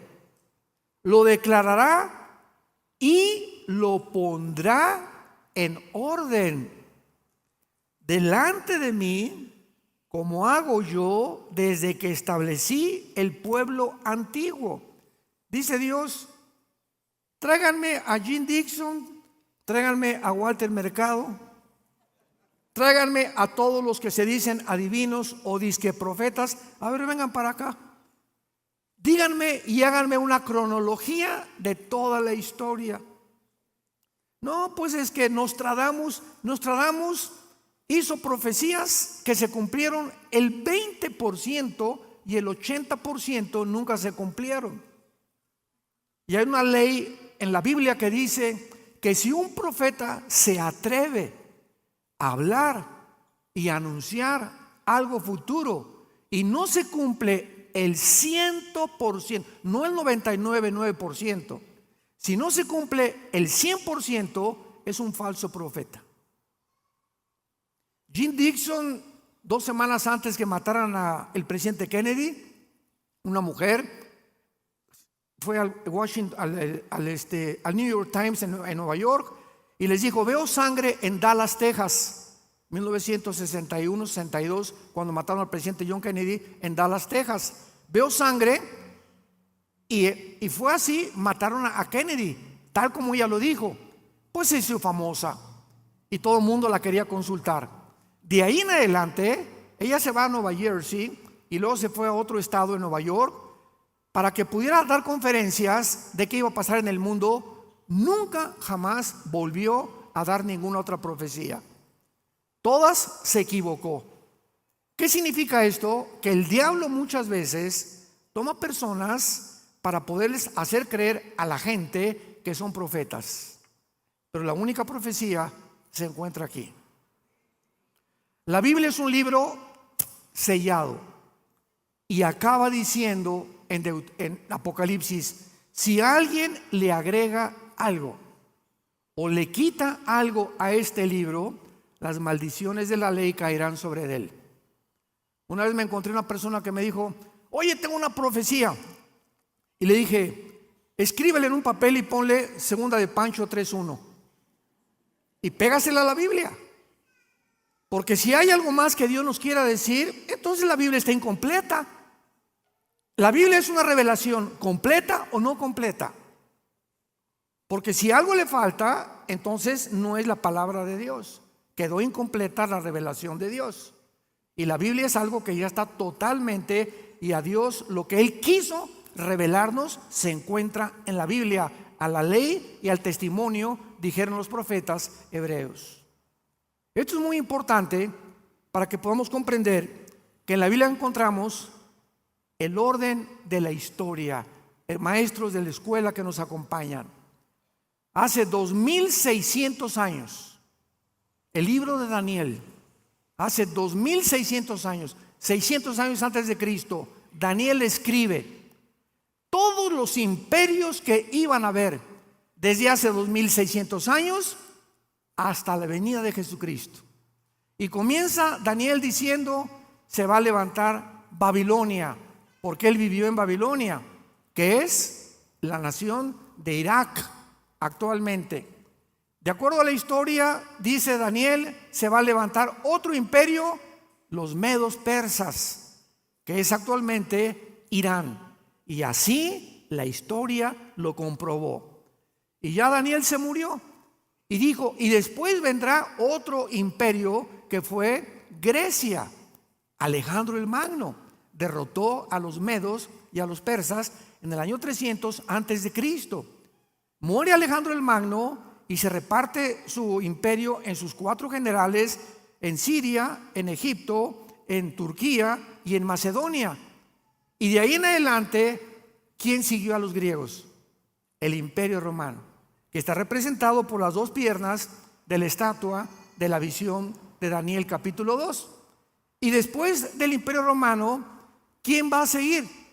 Viene el 7º imperio, ¿verdad? Porque el primero fue Asiria, Egipto, Babilonia, Medo-Persia, Griega y Roma, de acuerdo a Apocalipsis 17. El 7º imperio será posiblemente el imperio otomano, y en el último imperio será Jesucristo. ¿Quién le dijo a Daniel el orden de los imperios que la historia comprueba que se iban a cumplir? ¿Quién le dijo a Isaías que Cristo iba a nacer de una virgen? Por el amor de Dios, eso rompe la lógica. Cuando escribió Isaías, al haber tenido miedo. Oye, si yo publico esto, van a decir que estoy loco. ¿Cómo una virgen va a ser mamá? Si es mamá, pues ya no es virgen. Pero así le puso: nacerá de una virgen, que es la palabra alma en el hebreo, que significa una doncella entre 14 y 16 años que no ha tenido relaciones sexuales, que era María, que no es María, su nombre es Miriam en el griego. ¿Quién le dijo a Zacarías que iba a entrar Cristo en un burrito el domingo de Ramos cabalgando? ¿Quién le inspiró a David 1000 años antes el Salmo 22? Dios mío, ¿por qué me has desamparado? Sobre mi ropa echaron suertes. He sido derramado como cera, mi corazón fue como cera. Veo a los soldados. Describe la crucifixión de Cristo 1000 años antes. ¿Quién pondrá en orden la historia como lo hago yo? ¿Quién pudo describir 33 profecías se cumplieron cuando Cristo colgaba en la cruz? Nada más en el momento que Él colgaba, 33 profecías se cumplieron. Vemos pues que tenemos la Biblia como la revelación de la palabra de Dios. Regresamos rápidamente a Hebreos y veamos lo que la Biblia nos tiene que revelar acerca del Hijo de Dios. Dios, habiendo hablado muchas veces y de muchas maneras en otro tiempo a los padres por los profetas. En el Antiguo Testamento, Dios habló a través de sueños, visiones, y muchas veces, como Abraham, oyó la voz audible de Dios. Moisés, en Éxodo 3, cuando está con el arbusto, se aparece el ángel de Jehová y le habla a Moisés, y Moisés oye audiblemente la voz de Dios. Muy bien, todo esto perteneció al Antiguo Testamento. Mas ahora, en estos postreros días, en estos últimos días, que es de la cruz a nuestros días, Dios nos ha hablado por el Hijo. Dice la Biblia, para todos ustedes que también tal vez no sean cristianos, que a Dios no se le puede conocer a través de la meditación del budismo zen, metiéndote 2 churros de marihuana, en un viaje de LSD, ácido lisérgico, o tomando hongos de doña Sabina, que ella murió aquí en Oaxaca, muy famosa, que se ponían hasta como querían, ¿verdad? Con los hongos, buscando alguna experiencia hiperdimensional, siempre buscando nosotros experiencias que trasciendan, que nos revelen cosas misteriosas de la mente, etcétera, etcétera. Y muchos, yo me acuerdo que mi hermano, que fue el que me dio a Cristo, estuvo con doña María Sabina 2 semanas. Le dije, con razón. No, gracias a Dios que se salvó, ¿verdad? Y está en sus 5 sentidos, es director del Instituto Teológico, no se vayan a asustar. Y me dijo claramente, ¿verdad? Cuando me puse y que estaba buscando a Dios, siempre me decía, con los amigos que fui, buscábamos a Dios y queríamos una experiencia para poder entender quién era Dios a través de métodos satánicos que el diablo quiere inducirnos para conocer a Dios. A Dios no lo puedes conocer a través de Buda, a Dios no lo puedes conocer a través de ninguna religión. Si algún ser humano quiere conocer a Dios, escucha esto con mucho cuidado. Antes de conocer al Padre, necesitas conocer al Hijo. Primero tienes que encontrarte con Jesucristo para que Jesucristo te presente a su papá. Veamos esta verdad en Mateo capítulo 11, versículo 27. Qué importante es esta revelación. Dice así, Mateo 11,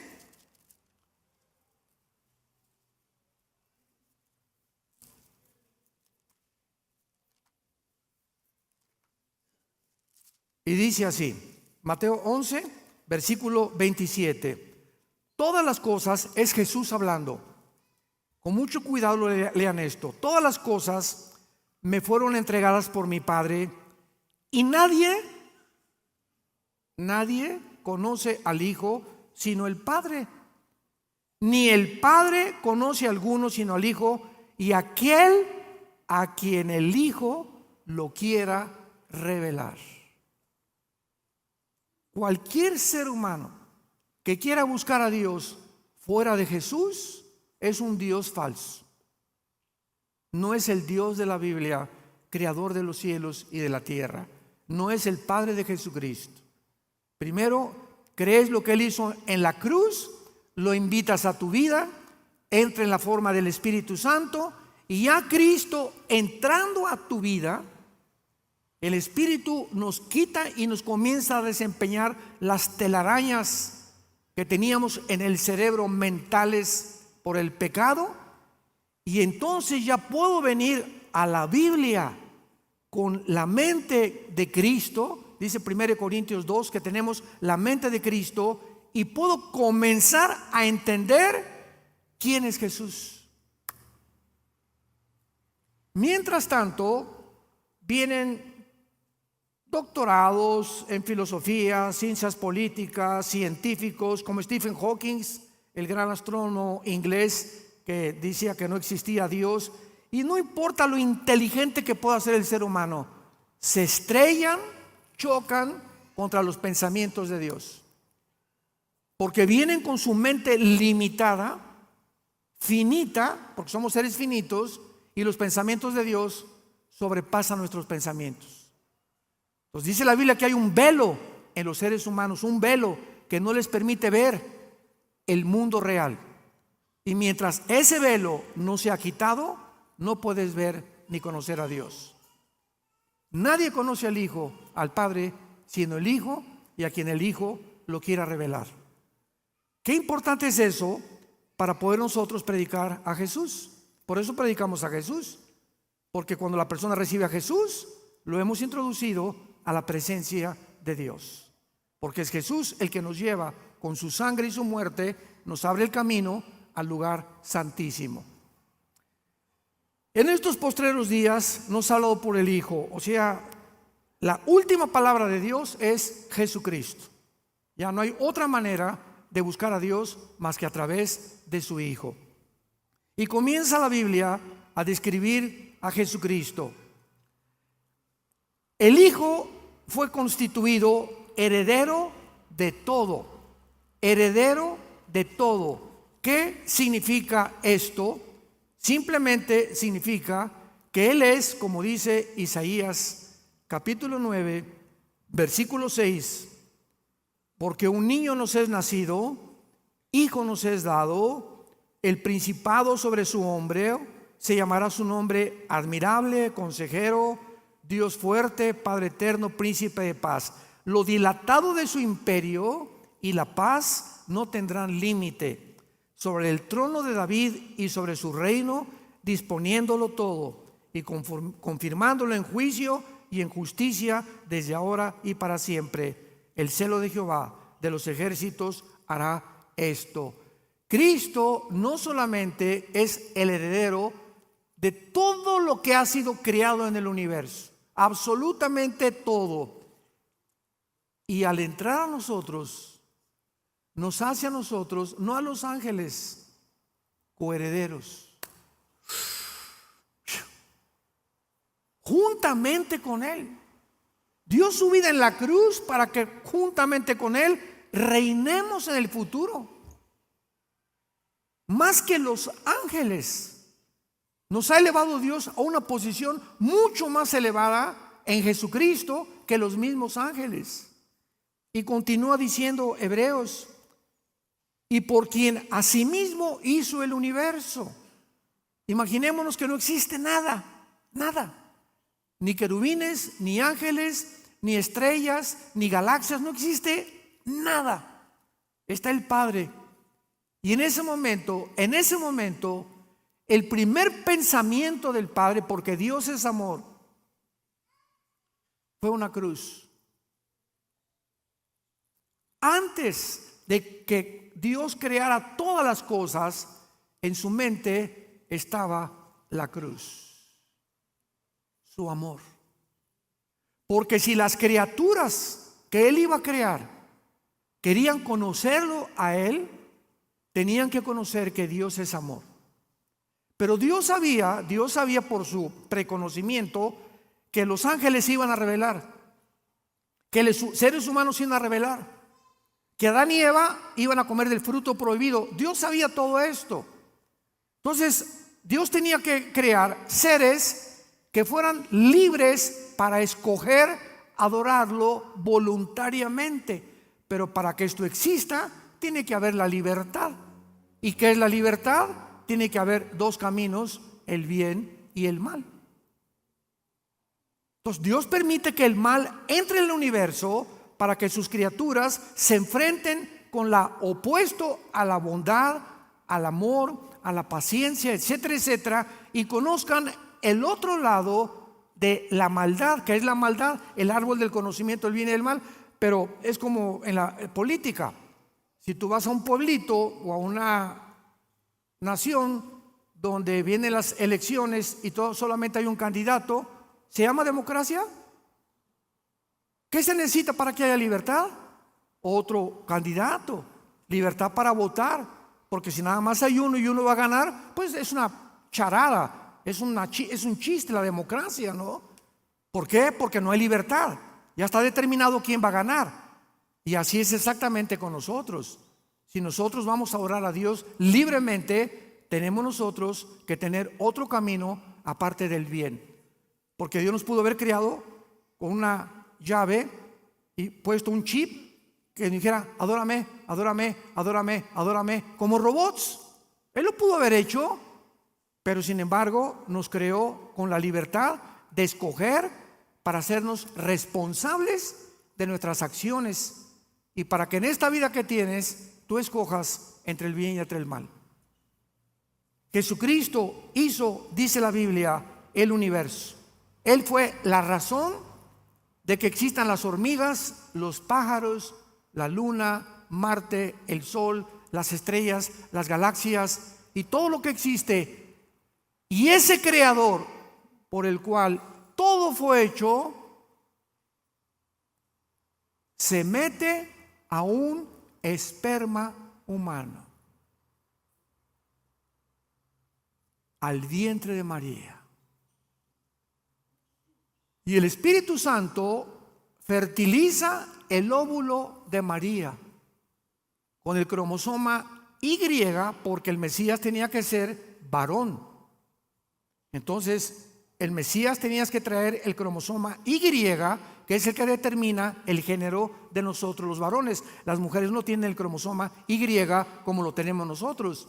Entonces Dios puso el cromosoma Y, fertiliza el óvulo, y ahí estuvo escondido 9 meses. Y nació como un niño, como tú y como yo. El creador de los cielos y la tierra. Y cuando nació, traigan al ginecólogo, el anestesiólogo, el hospital de Los Ángeles, en México, el mejor hospital. Ha nacido el creador del universo. ¿Dónde pusieron a Jesús? Las vacas, los borregos, en un pesebre, porque todos los moteles y hoteles y las posadas estaban cerradas, porque era el tiempo de la Pascua, donde venían todos los extranjeros y cerraban todos los hoteles. No había lugar para que naciera el creador del universo.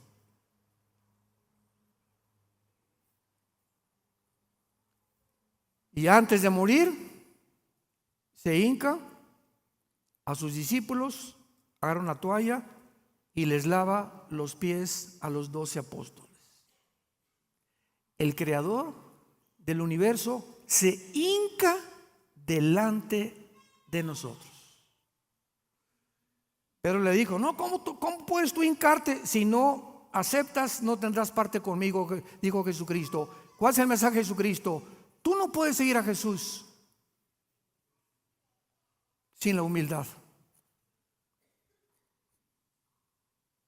Sin la humildad nadie puede seguir a Jesús, y Él no te puede presentar a su Padre, porque Dios es un Dios humilde.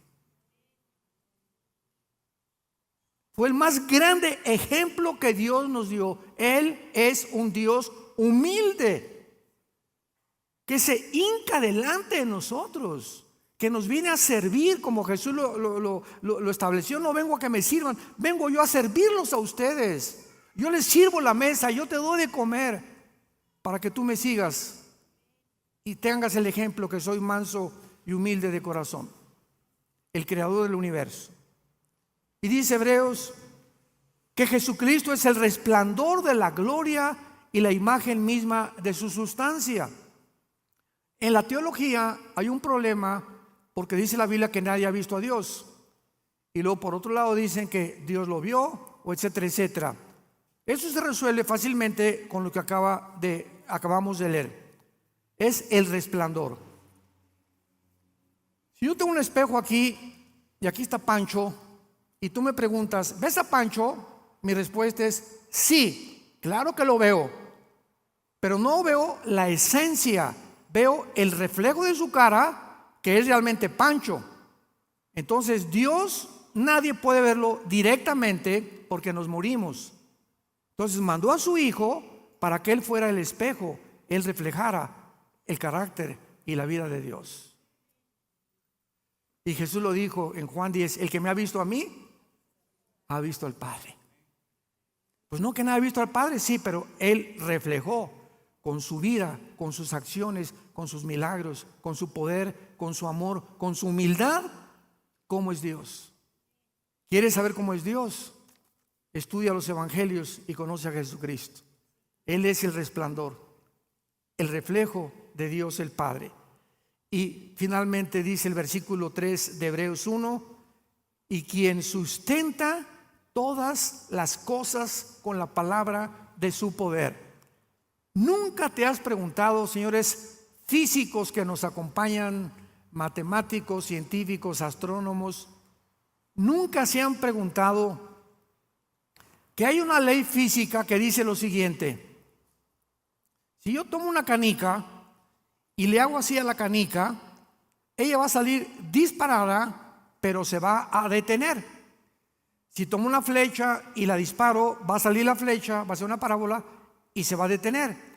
Si disparo un balazo, sale la bala y la bala tiene que caer. ¿Por qué? Porque de acuerdo a la ley física, la velocidad está relacionada con la fuerza que se le aplique. En otras palabras, la canica le hago así y le estoy aplicando una fuerza, ¿verdad? Entonces la fuerza en mi dedo va a impulsar la canica 1 metro, 2 metros, 3 metros, nada más, porque va relacionada a la velocidad con la fuerza que le apliqué, igual que la flecha. Entonces nada puede continuar si no hay una fuerza detrás. ¿Me van siguiendo? Ahora viene la pregunta. Me encanta. La Tierra gira alrededor de su eje en 24 horas. ¿Quién le hizo así?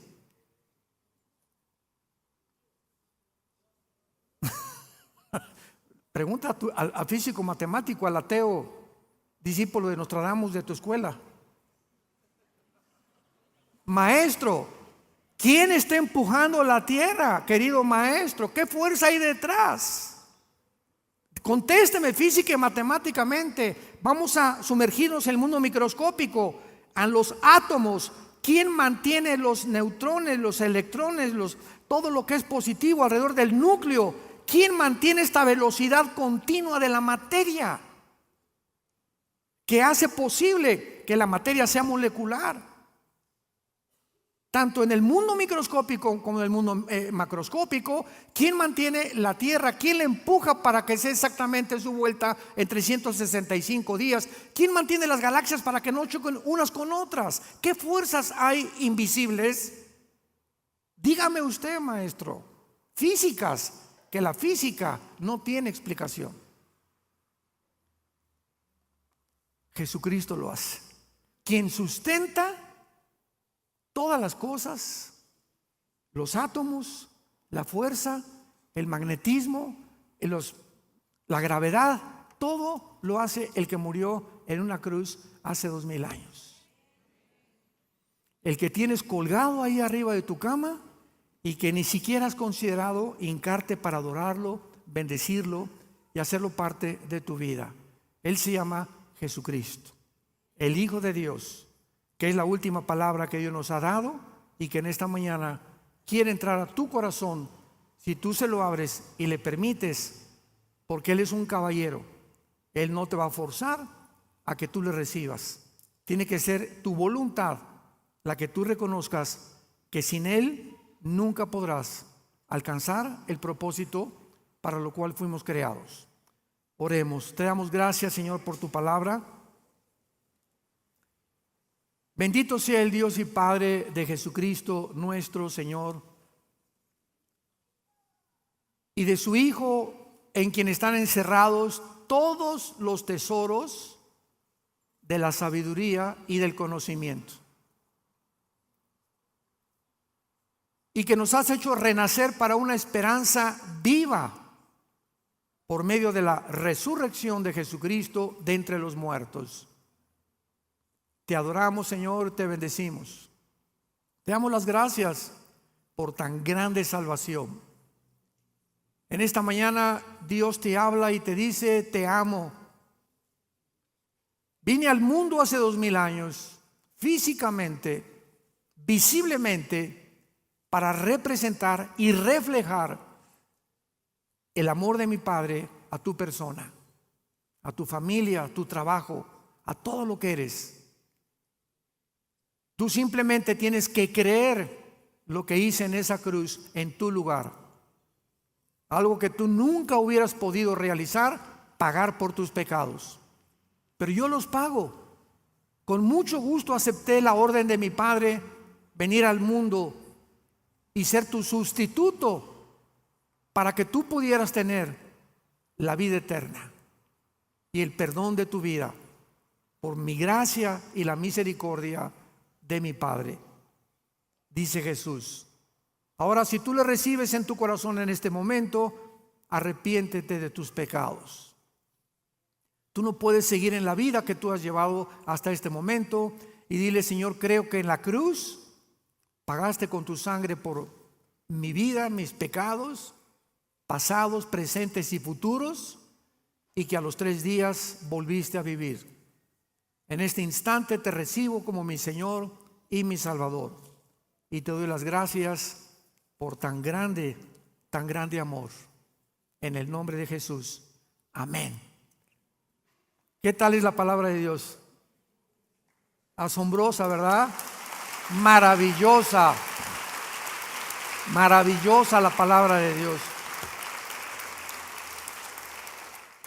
Ámala, guárdala en tu corazón, memorízala, léela todos los días. Cuando estás afligido, recuerda, echa tu ansiedad sobre Él.